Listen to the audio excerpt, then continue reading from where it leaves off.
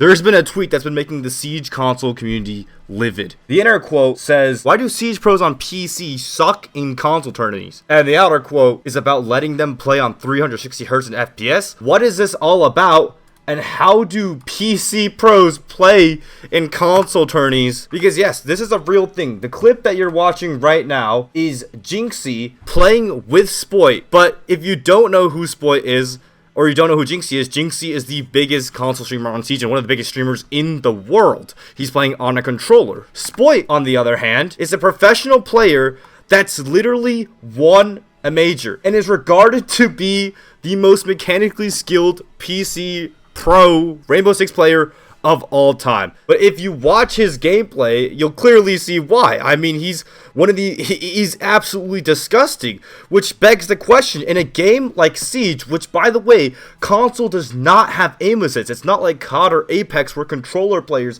have the added advantage of aim assist. There's no aim assist in this game. How do you even allow PC pros to play in those lobbies? How is it even an opinion that these PC pros suck in these lobbies? I mean, ever since they let crossplay into the game, the console tournaments that you see Jinxie stream have all had a rule where 2/5 of their team can literally play on PC. How do you even balance that? How is it that some of the best controller players out there can perform just as well and aim just as well without aim assist and even outperform PC players in the tournaments that you watch Jinxie play? Today in this video, I will explain the 3 reasons why Rainbow Six is able to balance console, controller, and PC in the same tournament competitive lobbies without aim assist, including the Hertz drama you just saw earlier.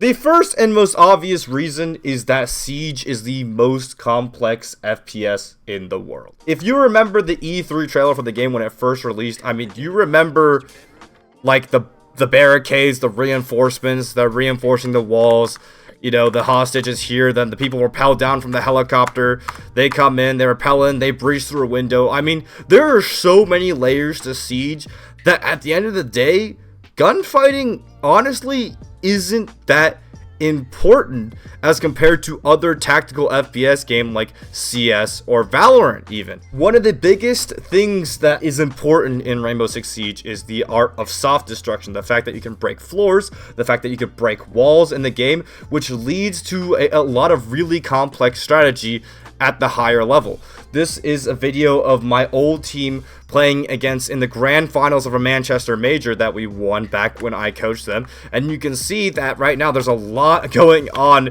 in this map. There's a rotate made through a wall to play inside a bakery, you know, holes made on this wall to create a supporting angles through that rotate onto bakery door, more holes onto that rotate, and a lot of crossfire being made into the map. And the craziest part about this site is that even though our strategy involved us all spreading out around horizontally around the map that you see here, spreading out horizontally around the site with very light roam presence, the enemy team gets to go above the site and make full vertical control above the site. You see they're breaking the floors around the site to create angles directly into the area that we're holding. And this creates a kind of dynamic with the game that is just so complex beyond belief. In CSGO, when you're walking through lanes or whatnot, you're coming through the same spot almost every single time. The art of surprise of positioning when you're able to break walls in R6, break, you know, floors, reinforce walls, then hard breach walls, then electrocute the walls. The whole game of strategical positioning becomes so much deeper than it is. Another example of Siege being so incredibly strategically immense is my most recent video where I had a bunch of pros run competitive strats in ranked. And this is a strat that literally we did not shoot. We basically didn't shoot an enemy in order to win this strat. The canister that you see in front of us pops a fire charge that basically molotovs the ground for about 20 seconds. Tachanka is also a person with a launcher that shoots fires. As you can see, Tachanka's all the way back there, shooting fires onto the entry spot of the site. Our smoke player, which is another damaging AoE operator that can lock down each smoke canister, last 10 seconds. You can lock down a part of the map for 30 seconds. We're basically all just playing fires, molotovs, and smokes to deny this one doorway. We do kill people, but at the end of the day, we really just win off of entirely firing off and smoking off this one point of entry without even really killing the enemy team until they're forced to entry at the end of the round. Honest to God, this is just a rank game and it looks really chaotic, but for the most part, that is how the professional version of this strat works out. Right now, we see BDS versus Furia playing Bank. This is the top 4 in the world of the 6th Invitational, the recent World Championship. And you see they kind of have a similar setup. So they'll layer off the roam really, really early. And then they'll play a guy on a staircase with a Goyo charge on his doorway. And he'll basically play on the staircase to waste as much time as possible and to die. And he's able to successfully trade out a player, but he does eventually get cleared out by the Montane and a nice little flashbang, and the Montane gets close, and he does eventually succumb to the clear that BDS is doing onto him. But at this point, the round has already ticked down to 30 seconds. It's 30 seconds with 3 smoke grenades off. Each that can last 10 seconds. That can lock down 30 seconds. And probably Goyo charges on the side they can do. And they just purely win off time. This is the most common strat ran on this site in Pro League, is completely bunkering down, wasting a little bit of time on the roam, and then the smokes entirely deny the last 20 seconds off. A strat that does not revolve around gunfights, that is entirely time and utility based. That is how deep of a game Rainbow Six in. BDS, they have no time left, 5 seconds left. They simply can't do anything. They have to run through sight and die, and they all just die to angles because, that's how it is. Combine that with soft destruction, with crazy different angles you can get halfway across the map. If you've ever played Rainbow Six, you probably died to the craziest spawn, coming out of spawn from the most insane angle you've ever seen. There's not really a lot of emphasis on direct 50-50 gunfights like there are on one floor, no destruction games like Valorant or CSGO. Right? It's a lot more. There's so many elements to it that some pro players are even known for their ability to shoot people, to catch other players off guard. Because at the end of the day, if you're playing against like the LeBron James of Rainbow Six, would you rather take a direct gunfight against LeBron James or an 100-0 gunfight where you catch LeBron James off guard and dome him in the back of the head? Right? That's the real question. This player you're watching right now, Pambazoo, you'll notice that a lot of eclipse, for the most part, are catching players off guard, and he has that reputation. He's a lurk player for Dark Zero that won them an MVP to a major for them simply off of shooting people in the back. Right? That's his skill, and people made fun of him for it because, a lot of his clips aren't real gunfights where people are fighting him, but it's a real trait to have, right? And it's that dynamic level positioning that makes this game so incredibly special. There was a tweet that came around where, people were talking about aim training, and Aiden Tax, a tier 2 player for MADX, quoted it and said, "Hotter take, aim isn't necessary in the current state of Siege. Like, you need the bare minimum decent aim. Other factors are 10 times more important. Gunner just got voted number 5 in the NAL, but he aims like Jinxie. Jinxie is known to have not good mechanics or whatever. That's his reputation, I guess. But if you don't know who Gunner is, Gunner literally MVP'd the major that we won together and broke the best of 5 kill record for 63 kills in 5 maps. That's at least 10 kills per map. I'll do a whole separate video on how aim doesn't matter in Siege later, so stick around for that. That's why. Siege is such a complex game. But, speaking of Twitter drama, let's move on to our next point. The next point is the ruling that these console tournaments made, that the main tournaments that Jinxie plays in, the Rival Roller Series, they made a ruling in order to balance out to the PC players playing with console players. What is that ruling? Well, it's basically in the tweet that we saw at the beginning of the video. So it starts off with someone saying, "Why do PC pros suck in console tournaments except for Sploit?" And then a pro player by the name of Diffuser on PC responds with, "Make it so we can play 360 Hz or 360 FPS, the score wouldn't even be close. Aiden Tax, the previous tier 2 player for M80 on M80 Academy, responds with 144 Hz. This is because if you're on console, you get 120 Hz max. On PC, you get to play upwards of 360 Hz, 240 Hz, and you can see the difference in lag between the 60 Hz, the 144 Hz. It's buttery smooth on the top left, on the top right. But you see the amount of frames that are coming through. It's a game-changing difference, which led to the console community essentially making a ruling about PC players have to cap their FPS at 144 Hz or 144 FPS in order to play. Otherwise, they'd be considered cheating if they played above that. This made the console community really mad, and I kind of want to address this as our second point in the video, especially for the R6 users out there who this was like the biggest tweet of the week, basically.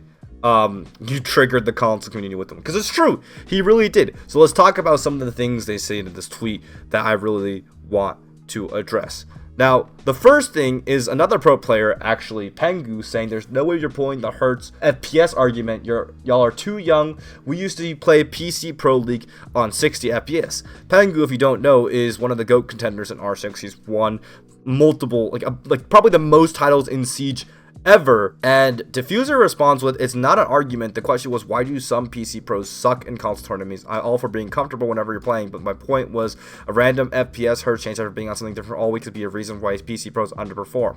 And the Penguin said, skill issues. For this, I will say, like, yes, I know Diffuser, if you're a console player, Diffuser comes off very spoiled and, oh my god, like, I don't have my 60 at 360 frames, I don't have triple your frames, oh my god. Hold it. I want everyone to recognize that this is very true, okay? If you play 360, and I haven't experienced it because my PC's not that good, so I've only ever went 130 Hz. I'm purely going off of what other pros are saying. But think about it this way, if you've been having 360 Hz all your entire life, right? And then you switch all of a sudden to 120 Hz, you're gonna play horribly. That's just the reality of the situation. That's just like a realistic thing. Comfortability is the most important thing. I always say to my players, like, imagine you ate a tuna sandwich every single game day, every NBA game day. You woke up and you ate a tuna sandwich, and then one day you wake up and you eat McDonald's for the first meal of your day. All right, like, you would play different. That's just simply the facts of the game. All right, so I think it's fair for Diffuser to say that. The second thing I really want to address is everyone saying, like, you already have input advantage over 60% of the players. Why do you need a frame advantage? You already are playing with a mouse, you absolute dork. You are playing people aiming with their thumbs, my guy. To that I say, I don't think so. I don't think so based off the fact that we previously talked about Siege not being an aim-based game.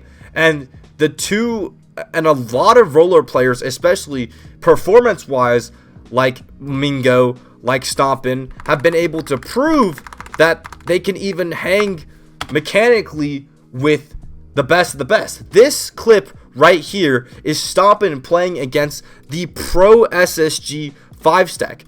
Granted, they are trolling, right? This is a show match, so the enemy team is trolling. But mechanically, Stompin's on roller. You see his inputs. He's on a roller. He is hitting in absolutely insane shots, because at the end of the day, Siege is way more about crosshair placement and wrapping and stuff on by the way, a no aim assist game. I mean, we're having conversation about inputs mattering or not mattering on a game with zero aim assist, just because it's so complex. Like I said earlier, there's so many elements of positioning, of movement, of gunfighting, that at the end of the day, he's just locking on to areas of their crosshair and just reacting, which is what most pros do in Pro League as well. Felipox back in this day in Brazilian Pro League, by the way, which is known to be the most mechanically nasty region and the most dominant region of Siege in esports, injured his shoulder and had to play on controller for a Pro League game. He is a jackal. Look at him win this gunfight on someone on controller in PC Pro League. He went like 4-8. Granted, they lost 7-1. Okay, they fucking lost horribly, but he still got kills. It's still possible, right? You see Mingo which is basically the best roller player after Stompin at this point, basically torching people. As we saw earlier, he had the highest rating on his team playing on controller.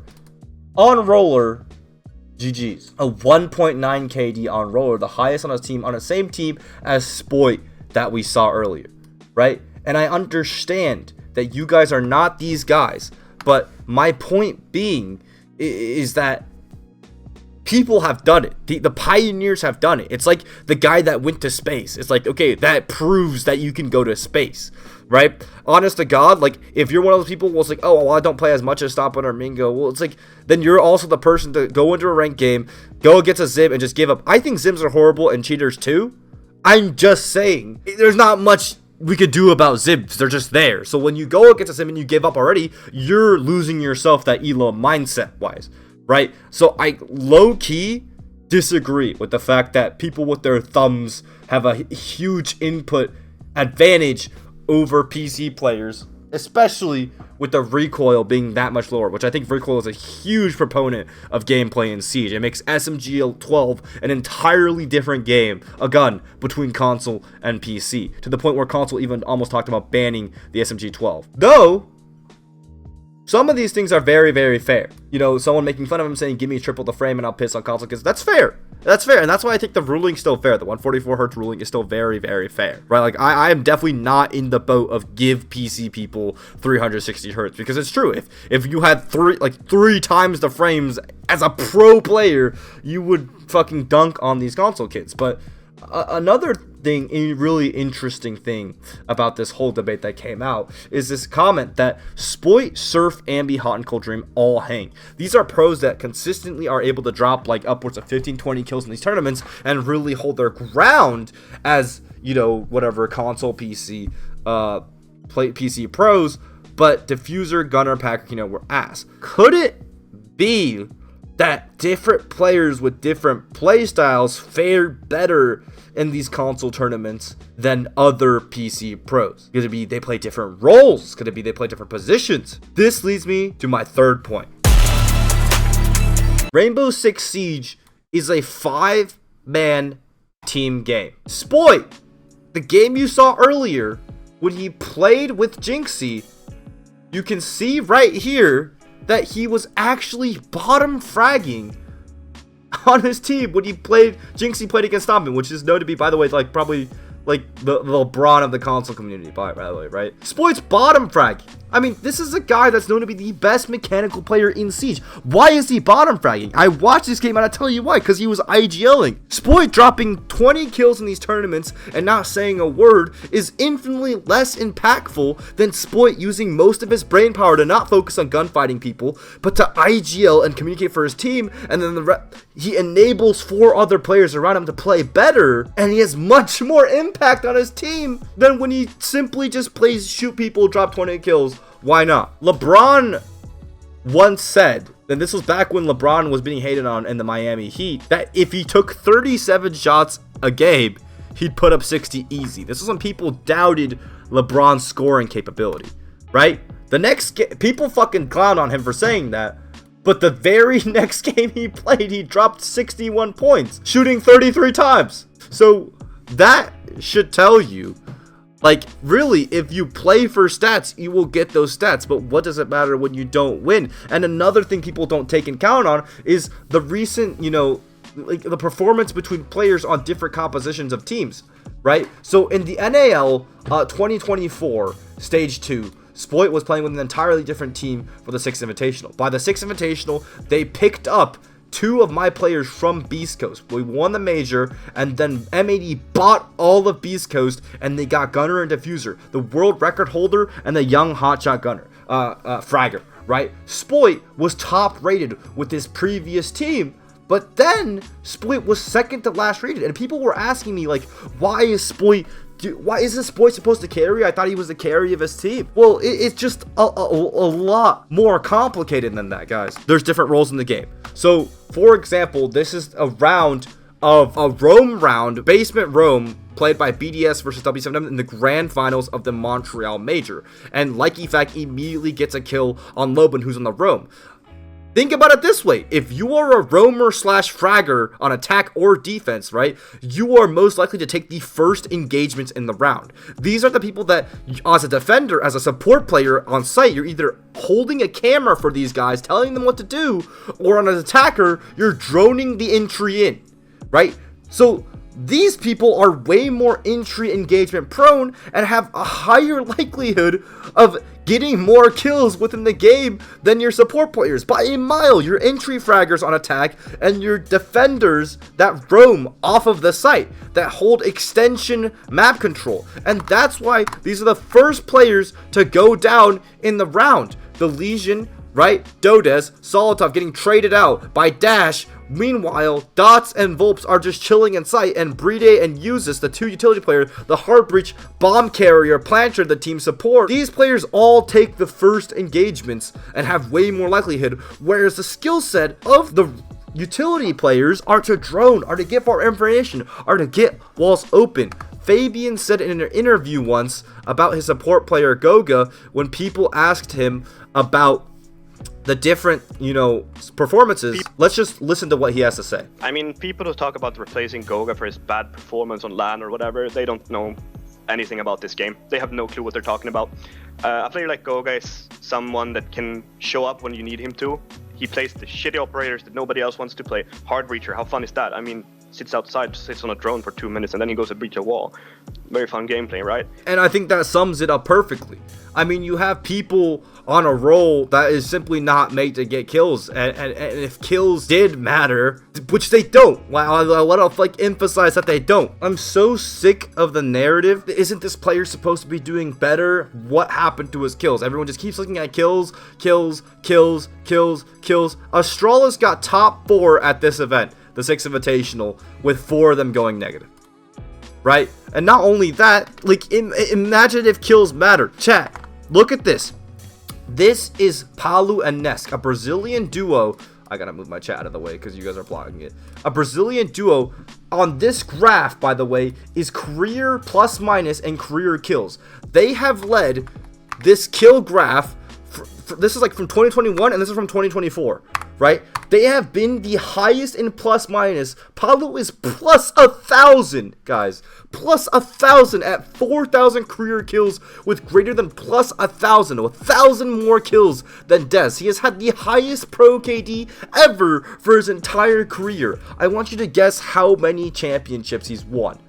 S tier international championships. He's won 0. He's won 0, guys. He's won 0. Guys, if you drop 20 kills every single ranked game,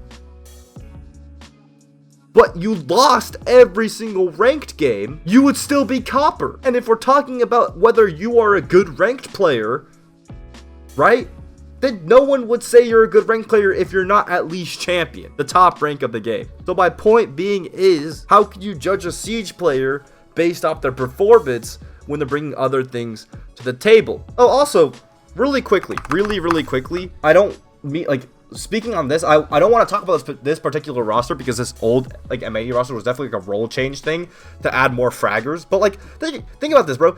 If you are a star fragger, right? If you are a star fragger like Spoy, and you add more star fraggers to your team, there's only so many kills that can go around. Of course you're going to do worse. You know what I mean? It's obvious. There's only so many kills in a match. Every round you can get 5 kills. If you're the only star fragger, everyone else on your team kind of plays a little bit slower versus this new team that plays fast and has these really young hotshot gunners on the team that obviously there's less kills to go around for you. You have new entries that are gonna mop up the kills. You're gonna do a little bit worse. That's just how the game works. But at the end of the day, I think the only real advantage that MNK has over, console is, the whole swipey thing and being able to shoot a C4 out of midair. I understand that, wow, Stompin plays so much more, Mingo plays so much more, but I'm not saying this to downplay console players. I'm saying this, I want to see a mindset change in you guys, the viewers, for your own benefit. Right? if you sit there and you think I can never beat a Zim in ranked, every time you see a Zim in ranked, you just give up immediately, which is, you know, basically a spoofer that allows people to play mouse and keyboard on console platforms, which I think is still cheating. But they're not getting rid of it. The Zim motherfuckers make too much money for that ever to be out of the game. Right? Like, it's just, they have so much bank that they're going to keep developing new Zims, new cheats, new console cheats, that it's just never going to stop. But it's better than a fucking spinning, flying cheater on PC that it's impossible to beat. So when you get in that ranked game, I don't want you to give up. Don't give up on yourself. Believe in yourself by playing better positioning and better crosshair placement. You can beat these people. You can beat these people. Don't give up. And don't have that loser mentality of, well, I don't play as much as this guy, so I can't be better, bro. Believe in yourself. You set your own limits, right? So that's my end message is, you know, we created something really, really beautiful. This console XP thing is really, really beautiful. But for all the individuals out there that, you know, will blame a circumstance like a PC or a console or FPS or whatever, don't make excuses for yourself. If you really want to be at a level that you want to be higher than, believe in yourself. Don't limit yourself, because you'll set your own ceiling. And we play the best game in the world. A game that's so complex and so incredibly diverse and beautiful that consoles and PCs can play in the same tournaments and be on an even playing ground. Absolutely, dude. That video's done.